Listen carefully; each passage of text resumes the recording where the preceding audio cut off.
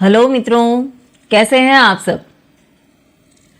रोजाना दोपहर 2 बजे मिलेंगे। अब हम सेमेस्टर 1 की क्लासेस शुरू करते हैं और आज की ये क्लास मित्राध्याय 30 days regular series semester first की पहली क्लास है। आज से हम शुरू कर रहे हैं सेमेस्टर फर्स्ट हिंदी साहित्य की आपकी पुस्तक। स्वागत है आपका। प्राचीन काव्य, जिसमें हम पढ़ेंगे आदिकाल एवं निर्गुण भक्ति काव्य। यह पूरी बुक कुल 5 यूनिट्स में बंटी हुई है और हम इसे 5 रेगुलर क्लासेस में पूरा करेंगे। देखिए 5 यूनिट है और 5 ही क्लासेस में जो कि हम रेगुलर लेंगे और उसी में ही ये पूरी कंप्लीट हो जाएगी। तो आप ध्यान से बने रहिए, आपके साथ से ही हम अपने लक्ष्य को पूरा करेंगे। मतलब साफ है, यूनिट 5 और क्लासेस भी 5 और सेमेस्टर फर्स्ट की पूरी हिंदी साहित्य की बुक क्लियर और कंप्लीट। इस सीरीज का मकसद सिर्फ पढ़ाना नहीं है, बल्कि हर कॉन्सेप्ट को आसान भाषा में समझाना है, ताकि आपको नोट्स भी क्लियर हो और एग्जाम में लिखने के लिए पॉइंट्स भी साफ रहें। देखिए, जब तक आपको समझ में नहीं आएगा तब तक हम आंसर तक पहुंचेंगे भी कैसे। तो आपके लिए बहुत मित्राध्याय ने आसान से आसान तरीका खोज निकाला है और पूरा प्रयास किया है कि आपको एग्जाम में सफलता निश्चित ही मिले। और जब एग्जाम पास आएगा तब हम मित्रा मैराथन क्लासेस में इंपॉर्टेंट क्वेश्चंस और मॉडल पेपर्स पर डिटेल से काम करेंगे। अभी के लिए हमारा फोकस है हर यूनिट को स्टेप बाय स्टेप बड़े ही आराम से सरल तरीके और सरल भाषा में पूरी समझ के साथ कंप्लीट करना। तो आज हम शुरुआत कर रहे हैं यूनिट 1 से। यूनिट 1 का नाम है भारतीय साहित्य परंपरा एवं साहित्य इतिहास। यहीं से आपको यह समझ आएगा कि भारतीय साहित्य की जड़ें कहाँ हैं। देखिए, हर प्रश्न मन में उठता है कि हिंदी साहित्य क्या है, या फिर ये शुरू कहाँ से हुआ, इनकी जड़ें कहाँ तक है। तो इन सारे सवालों का जवाब जो है वो मित्राध्याय आपको देने वाला है। साहित्य का इतिहास कैसे पढ़ा जाता है, तो आराम से पढ़िए और ध्यान से सुनिए और रिवीजन करते रहिए। रेगुलर हमारे साथ जुड़े रहें। आज की क्लास के साथ इस नई जर्नी की शुरुआत करते हैं। सबसे पहले हमारे सामने है यूनिट 1 का सिलेबस, भारतीय साहित्य परंपरा एवं साहित्य इतिहास। वैदिक साहित्य परिचय। देखिए, वैदिक साहित्य क्या है उसका परिचय देखते हैं। यह भारतीय साहित्य की सबसे शुरुआती और आधारभूत परंपरा है। यहीं से भारतीय साहित्य की यात्रा शुरू होती है। वैदिक साहित्य लिखित रूप में नहीं, बल्कि लंबे समय तक मौखिक परंपरा में विकसित हुआ। देखिए, ध्यान से देखिए कि यहाँ लिखित रूप में शुरुआत नहीं होती, लंबे समय तक ये मौखिक परंपरा के रूप में ही विकसित होता रहा। क्या? वैदिक साहित्य। मतलब पीढ़ी दर पीढ़ी इसे सुनकर और याद रखकर संरक्षित किया गया और ये सुरक्षित भी रहा।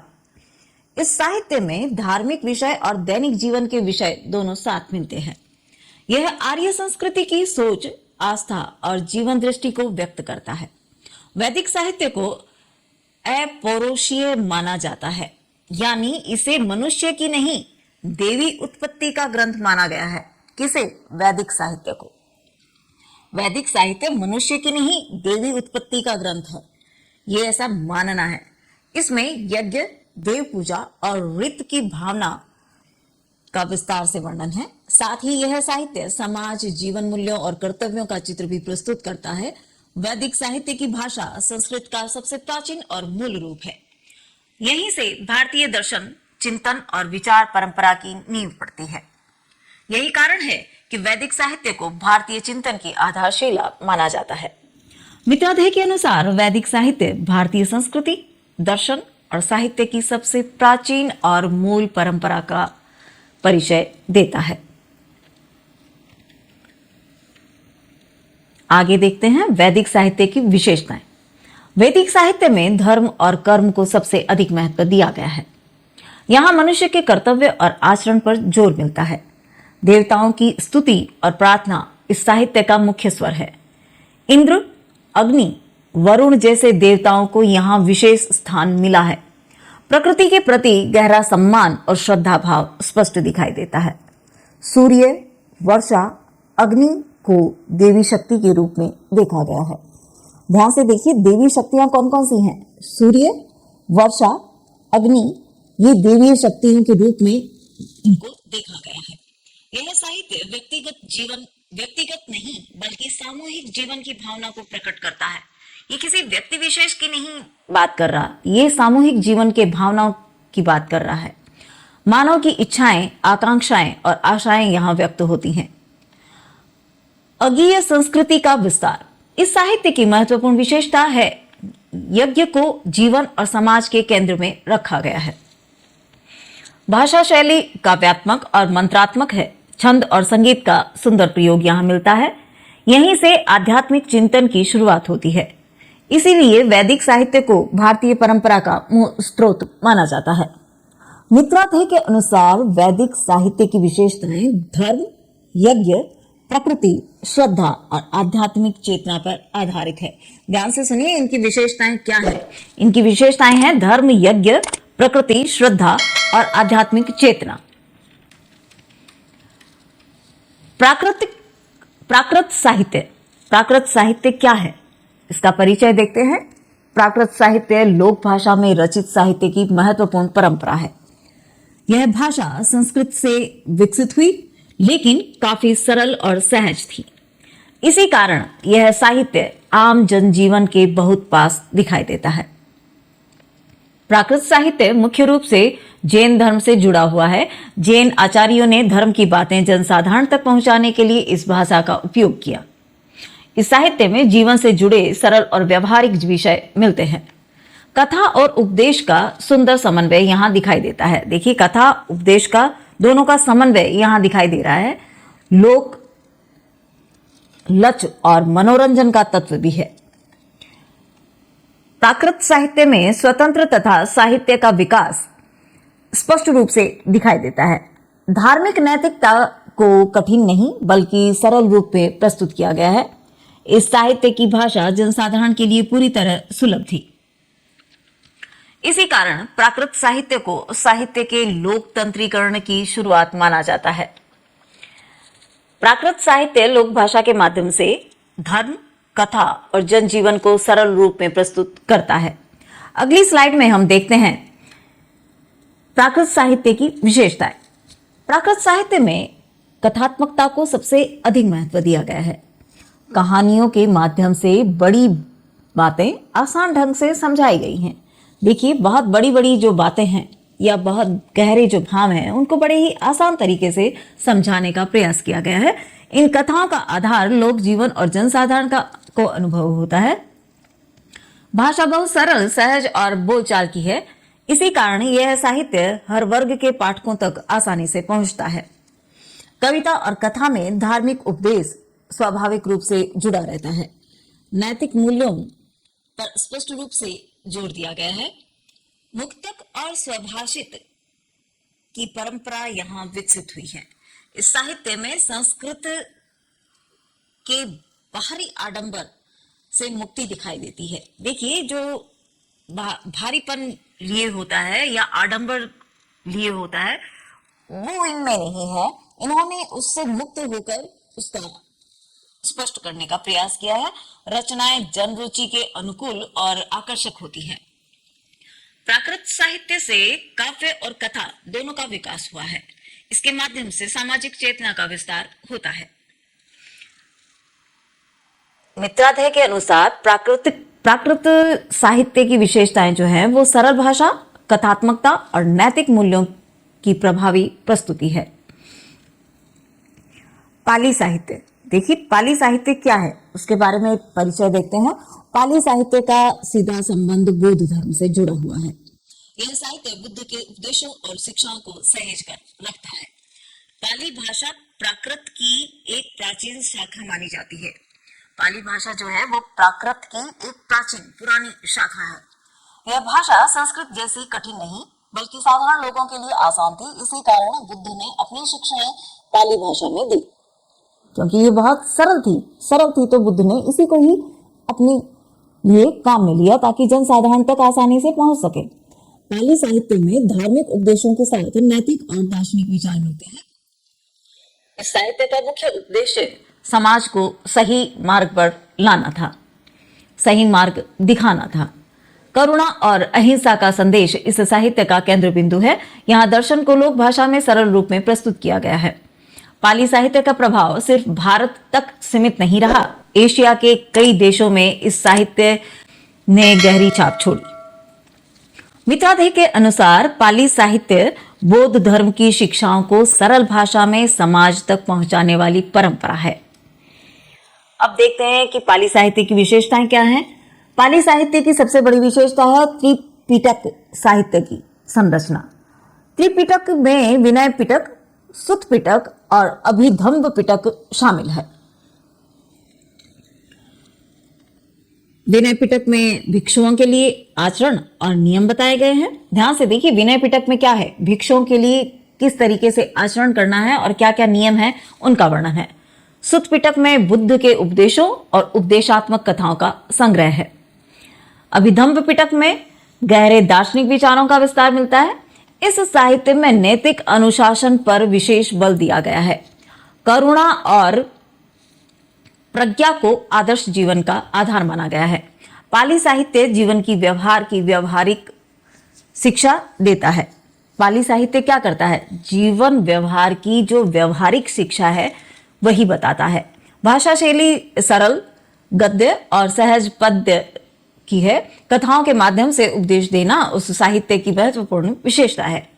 यह साहित्य लोक धर्म की स्थापना करता है। सामाजिक समानता का स्पष्ट आग्रह यहाँ दिखाई देता है। धार्मिक साहित्य होते हुए भी इसका रूप पूरी तरह मानवीय है। देखिए, साहित्य जो है वो धार्मिकता लिए हुए भी है, लेकिन इसका रूप जो है वो पूरी तरीके से मानवीय है। मित्रादे के अनुसार पाली साहित्य की विशेषताएं नैतिक अनुशासन, करुणा और सरल उपदेशात्मक शैली है। लौकिक संस्कृत साहित्य, इसका परिचय यह है कि लौकिक संस्कृत साहित्य वैदिक साहित्य से अलग है। देखिए, लौकिक संस्कृत साहित्य जो है वो वैदिक साहित्य से थोड़ा अलग है। जानते हैं अलग कैसे है। अलग संस्कृत का गैर वैदिक रूप है। यह साहित्य धार्मिक कर्मकांड से हटकर मानव जीवन के सामान्य अनुभवों को केंद्र में रखता है। देखिए, ये धार्मिक कर्मकांडों से थोड़ा अलग हट जाता है और मानव जीवन के सामान्य अनुभव जो होते हैं उसी को ही केंद्र में रखता है। इसमें काव्य और कथा साहित्य का व्यापक विकास दिखाई देता है। लौकिक संस्कृत साहित्य मुख्य रूप से राज दरबार और शिक्षित वर्ग से जुड़ा रहा। इसी दौर में महाकाव्य परंपरा का विस्तार हुआ। रामायण और महाभारत जैसी महान रचनाएं इसी परंपरा की देन है। इस साहित्य में कला, सौंदर्य और रस की विशेष प्रधानता है। धन के साथ साथ लौकिक जीवन यानी राजनीति, प्रेम और वीरता का चित्रण मिलता है। शास्त्रीय साहित्य की समृद्ध परंपरा यहीं से विकसित हुई है। इस काल में संस्कृत भाषा को विशेष प्रतिष्ठा मिली है। लौकिक संस्कृत साहित्य ने भारतीय काव्य परंपरा को शिखर तक पहुंचाया।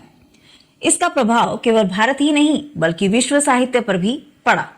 मित्रादे के अनुसार लौकिक संस्कृत साहित्य धर्म से आगे बढ़कर मानव जीवन, कला और सौंदर्य की व्यापक अभिव्यक्ति करता है।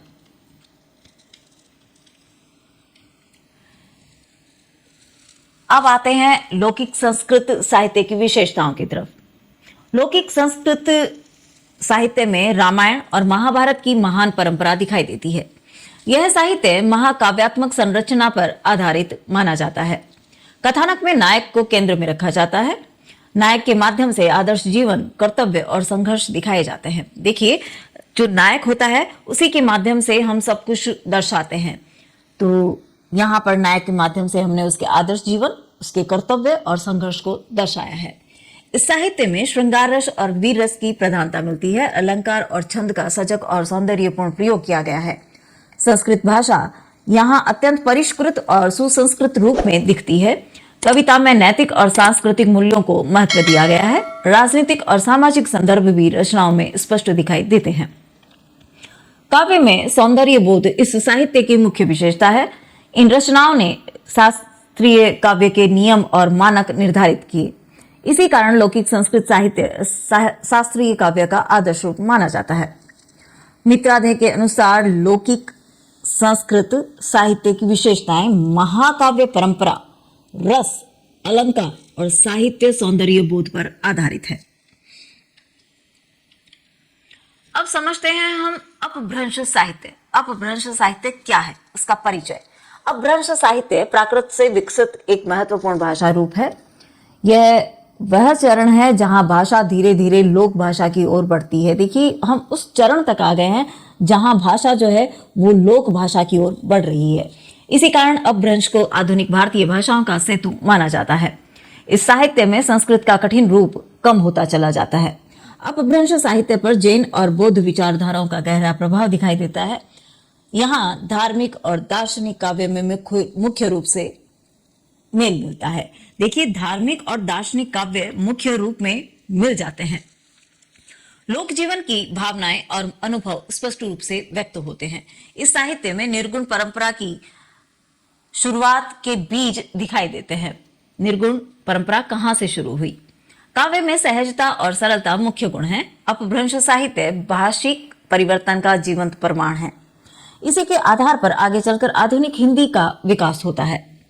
आधुनिक हिंदी का विकास यहीं जाकर शुरू होता है।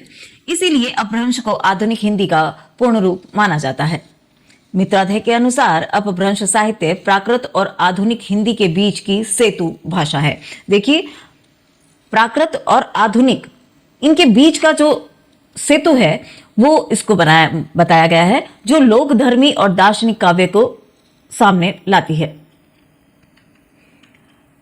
अपभ्रंश साहित्य की विशेषताएं क्या हैं? अपभ्रंश साहित्य में सहजयान और रहस्यवाद की स्पष्ट उपस्थिति दिखाई देती है। इस साहित्य में दार्शनिक चिंतन को मुख्य स्थान मिला है। यहीं से भक्ति भाव का धीरे धीरे विकास होता दिखाई देता है। भाषा पूरी तरह लोकधर्मी है और आम जनता की बोली के बहुत पास है। छंद संरचना सरल और स्वाभाविक है। इस साहित्य में नैतिक और आध्यात्मिक विषयों पर विशेष जोर दिया गया है। देखिए, इस साहित्य में किन चीजों पर ज्यादा विशेष रूप से जोर दिया गया है, वो है नैतिक और आध्यात्मिक विषयों पर। कवि जीवन की सच्चाइयों को सीधे और सहज रूप में रखता है। स्वयंभू और पुष्पदंत जैसे प्रमुख कवि इस परंपरा से जुड़े हुए हैं। अपभ्रंश साहित्य में कथा और काव्य का सुंदर मेल दिखाई देता है। यही साहित्य आगे चलकर आधुनिक भक्ति काव्य का आधार बनता है। भाषा के विकास की दिशा और परिवर्तन यहाँ साफ दिखाई देते हैं। मित्रादेह के अनुसार अपभ्रंश साहित्य की विशेषताएं भक्ति भाव, लोक भाषा और दार्शनिक चिंतन की सहज अभिव्यक्ति है। अब समझते हैं तमिल साहित्य। देखिए, तमिल साहित्य क्या है, उसका परिचय देखते हैं। तमिल साहित्य द्रविड़ साहित्य परंपरा का सबसे प्रमुख और सशक्त केंद्र माना जाता है। कहाँ का? द्रविड़ साहित्य परंपरा का सबसे प्रमुख और सशक्त केंद्र है। यह साहित्य संस्कृत परंपरा से स्वतंत्र रूप से विकसित हुआ है। इसी कारण तमिल साहित्य की अपनी अलग पहचान दिखाई देती है। इस साहित्य की सबसे बड़ी विशेषता संगम काल की समृद्ध परंपरा है। तमिल भाषा का साहित्य विश्व की प्राचीनतम जीवित साहित्य परंपराओं में गिना जाता है। यह साहित्य दक्षिण भारतीय संस्कृति का सजीव दर्पण है। तमिल साहित्य में नीति और प्रेम का सुंदर समन्वय मिलता है। देखिए, तमिल साहित्य में क्या है? नीति और प्रेम का सुंदर समन्वय मिलता है। लोक जीवन का यथार्थ और जीवंत चित्रण यहाँ स्पष्ट दिखाई देता है। यह साहित्य केवल काव्य ही नहीं बल्कि व्याकरण और आलोचना में भी समृद्ध है। भारतीय साहित्य की समग्र परंपरा में तमिल साहित्य का विशिष्ट स्थान माना जाता है। इससे यह समझ आता है कि क्षेत्रीय भाषाओं का साहित्य भारतीय संस्कृति को कितना समृद्ध बनाता है। मित्रादेह के अनुसार तमिल साहित्य द्रविड़ संस्कृति, लोक जीवन और प्राचीन साहित्यिक परंपरा की सशक्त अभिव्यक्ति है। देखिए, फिर से देखते हैं। ये तमिल साहित्य द्रविड़ संस्कृति, लोक जीवन और प्राचीन साहित्यिक परंपरा की सशक्त अभिव्यक्ति है। संगम साहित्य की विशेषताएं। संगम साहित्य में श्रृंगार और नीति साहित्य को विशेष महत्व दिया गया है। इसमें प्रेम और वीरता के भावों का सुंदर चित्रण मिलता है। संगम कविताएं लोक जीवन की सच्ची और प्रामाणिक तस्वीर पेश करते हैं। प्रकृति वर्णन इस साहित्य की एक प्रमुख विशेषता है। पहाड़, नदी, वन और ऋतु मानव जीवन से जुड़े हुए दिखाई देते हैं। साहित्य में नैतिक मूल्यों की स्पष्ट अभिव्यक्ति होती है। यहाँ तमिल समाज का यथार्थ जीवन प्रत्यक्ष रूप में दिखाई देता है। तिरुकुरल जैसे नीति ग्रंथ इस परंपरा की महान देन है। भाषा सरल है लेकिन भाव और विचार बहुत गहरे हैं। इस साहित्य से सांस्कृतिक चेतना का विकास स्पष्ट रूप से दिखाई देता है। संगम साहित्य द्रविड़ पहचान का मजबूत आधार माना जाता है। मित्राध्यय के अनुसार संगम साहित्य की विशेषताएं प्रेम, नीति, लोक जीवन और प्रकृति की सजीव अभिव्यक्ति है। साहित्य इतिहास की अवधारणाएं। देखिए, साहित्य इतिहास का अर्थ क्या है? साहित्य के विकास को क्रमबद्ध रूप में समझना। यह केवल ग्रंथों की सूची बनाना नहीं होता। साहित्य इतिहास यह देखता है कि किस समय में कैसा साहित्य लिखा गया, इसकी सूची तैयार रहती है। साहित्य को समाज के बीच गहरा संबंध यहाँ समझाया जाता है। हर युग की राजनीतिक, सामाजिक और सांस्कृतिक परिस्थितियां साहित्य को प्रभावित करती हैं। देखिए, जैसी परिस्थितियां होती है और जिस काल में जिस परिस्थितियों में साहित्य रचा जाता है उनका उस पर प्रभाव दिखाई देता है। इसी कारण साहित्य इतिहास युगीन परिस्थितियों की व्याख्या करता है। यह भी देखा जाता है कि रचनाकार अपने समाज से कैसे जुड़ा हुआ है। साहित्य इतिहास साहित्यिक प्रवृत्तियों का विश्लेषण करता है। इसमें राष्ट्रीय चेतना और सामूहिक सोच का प्रतिबिंब दिखाई देता है। साहित्य को एक सामाजिक दस्तावेज के रूप में देखा जाता है। साहित्य इतिहास का अध्ययन वैज्ञानिक और तर्कपूर्ण पद्धति से किया जाता है। इससे साहित्य को गहराई से समझने में मदद मिलती है। आपका स्टडी मित्राध्यय के अनुसार साहित्य इतिहास की अवधारणा साहित्य को उसके सामाजिक और ऐतिहासिक संदर्भ में समझने की प्रक्रिया है। अब समझते हैं साहित्य इतिहास का महत्व क्या है। साहित्य इतिहास साहित्य को समझने की कुंजी माना जाता है। इसके बिना किसी भी रचना को पूरा समझ पाना मुश्किल हो जाता है।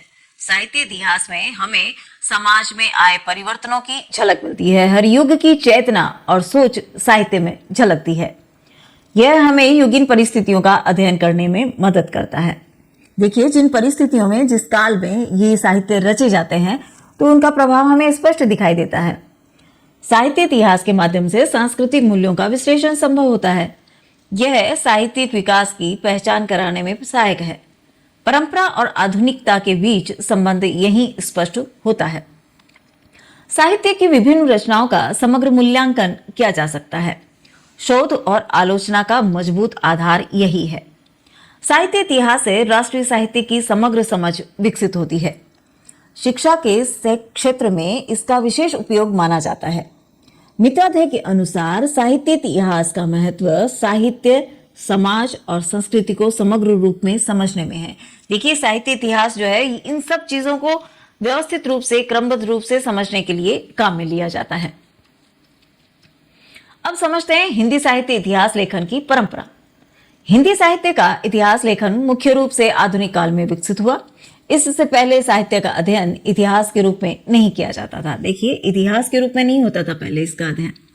हिंदी साहित्य इतिहास लेखन में आचार्य रामचंद्र शुक्ल का बहुत महत्वपूर्ण योगदान माना जाता है। उन्होंने साहित्य को केवल रचनाओं के रूप में नहीं बल्कि समाज से जोड़कर देखा। उनकी पद्धति को ऐतिहासिक और सामाजिक पद्धति कहा जाता है। उन्होंने साहित्य को युगीन परिस्थितियों के संदर्भ में समझाने का प्रयास किया। हिंदी साहित्य के काल विभाजन की परंपरा यहीं से शुरू होती है। बाद में अन्य इतिहासकारों ने भी अपने अपने मत प्रस्तुत किए। इन इतिहासकारों ने विभिन्न साहित्यिक प्रवृत्तियों का अध्ययन किया। इतिहास लेखन में भारतीय संस्कृति पर विशेष बल दिया गया। आलोचनात्मक दृष्टिकोण इस परंपरा की महत्वपूर्ण विशेषता है। इसी से आधुनिक हिंदी साहित्य इतिहास लेखन का विकास संभव हुआ है। मित्राध्यय के अनुसार हिंदी साहित्य इतिहास लेखन की परंपरा साहित्य को समाज और युग से जोड़कर समझने की आधुनिक प्रक्रिया है। देखिए, समाज और युग से साहित्य को, इन सबको जोड़कर हम समझने का, आधुनिक प्रक्रिया को समझने का प्रयास कर रहे हैं। इतिहास लेखन की प्रमुख पद्धतियां। साहित्य इतिहास लिखने के एक नहीं बल्कि कई तरीके अपनाए गए। सबसे पहले ऐतिहासिक सामाजिक पद्धति की बात करते हैं। इस पद्धति में साहित्य को समाज, इतिहास और युग की परिस्थितियों से जोड़कर देखा गया। दूसरी पद्धति है भाषा वैज्ञानिक दृष्टिकोण। इसमें भाषा के विकास और रूपांतरण के आधार पर साहित्य का अध्ययन किया जाता है। इसके बाद प्रकृतिवादी इतिहास लेखन सामने आता है। यह पद्धति साहित्य को सामाजिक संघर्ष और वर्ग चेतन से जोड़कर देखती है। आधुनिक समय में उत्तर आधुनिक दृष्टि भी विकसित हुई है। इसमें एक ही सच नहीं बल्कि कई दृष्टिकोणों को महत्व दिया जाता है। देखिए, परिस्थिति या बात एक होती है लेकिन दृष्टिकोण अलग अलग होते हैं, उनको महत्व दिया गया है। स्त्री और दलित विमर्श भी इतिहास लेखन की महत्वपूर्ण पद्धतियां बनी हैं। इनमें हाशिए पर रहे समूहों की आवाज को सामने लाया जाता है। सांस्कृतिक आलोचना साहित्य को संस्कृति के संदर्भ में समझने का प्रयास करती है।